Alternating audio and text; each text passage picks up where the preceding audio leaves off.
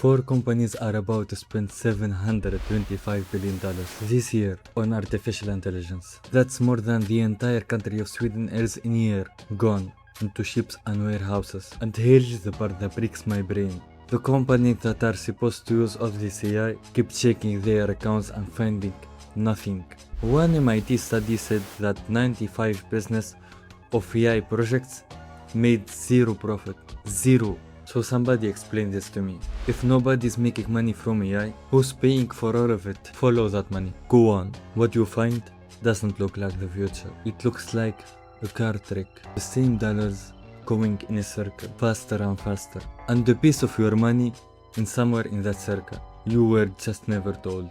Rewind 3 years. ChatGPT drops. The whole world loses its mind. And every big companies panic at the same moment. Get AI now or be gone. But in every gold rush, the ones who get rich aren't the miners. It's whoever sells the shovels. And the shovel here is a computer chip made by one company, Nvidia. So the cash start moving. Amazon, Microsoft, Google, Meta, the 4 giants race to buy every chip on earth and build warehouses the size of towns to hold them. The biggest building spree in human history. All of it one giant bet that AI will eventually earn enough to pay for itself. So does it? Sequoia, one of the most famous investors on the planet, ran the math. For all this to make sense, AI needs to earn about $600 billion in a year. What's it actually earning? Maybe a 50 to 100. That's a $500 billion hole every single year. And yet, every few months, these companies announce that their AI sales are climbing.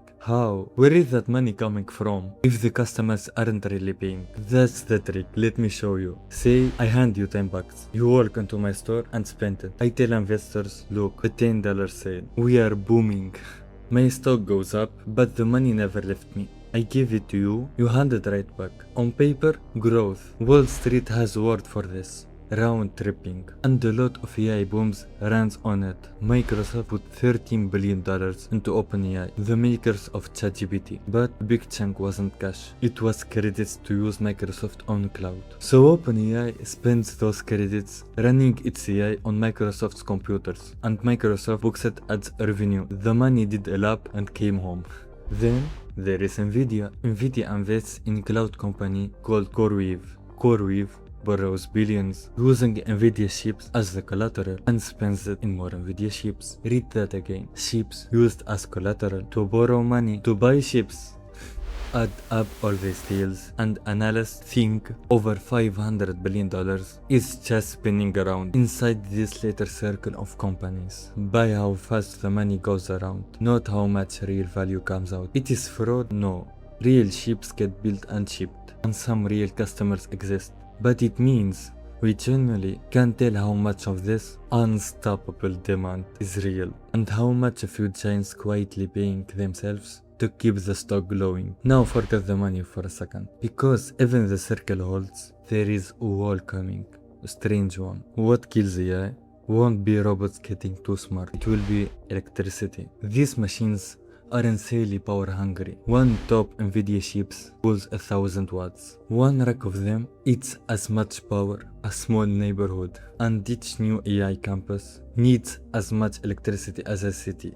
There isn't enough, so Microsoft signed a deal to restart a nuclear reactor to feed its AI. And not just any reactor, 3 Mile Island, the worst nuclear meltdown in American history. They are switching back on for chatbots. Here is the irony nobody saw coming. The most futuristic thing humans have ever built is being choked by the oldest. The power grid, old copper wires. In parts of America, the wait just to plug a data center into the grid now stretches into the 2030s. The chips are ready, the wires aren't. And guess who might pay for the strain? The regular people living nearby. Higher bills, maybe even blackouts, so a warehouse can think. Okay, but Silicon Valley problem, right? Rich people's money. No, it's yours. Almost nobody picks a stock anymore.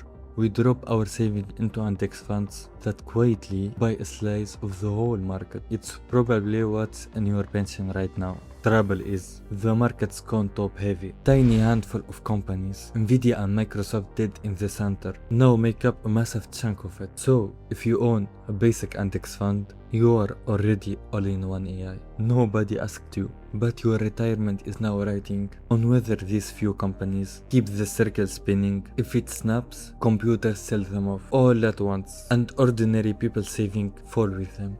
No, it's yours. One last gut punch. When real roads went past, the tracks lasted 50 years. When telecom crashed, the fiber sat there and got useful a decade later. But an AI chip basically junk in 3 or 4 years. Doesn't wait for the payoff. If the money doesn't show up soon, all that's left in a warehouse of expensive scrap. And whoever paid for it, holding the bag. Here is the thing that messes with your head. Both can be true. AI is real. It might genuinely change everything, the way the internet did. But the internet was real too, right up until the bubble burst, wiped out trillions, and ruined everyone who bet early. The technology survives. The people who paid for it usually don't. So the real question was never whether the machines are smart. We've been asking the wrong question this whole time. It's whether we are pouring $1 trillion and the country's entire power supply into a circle, praying the future arrives before the music stops. 4 companies are feeding that fire right now. The richest companies alive, building something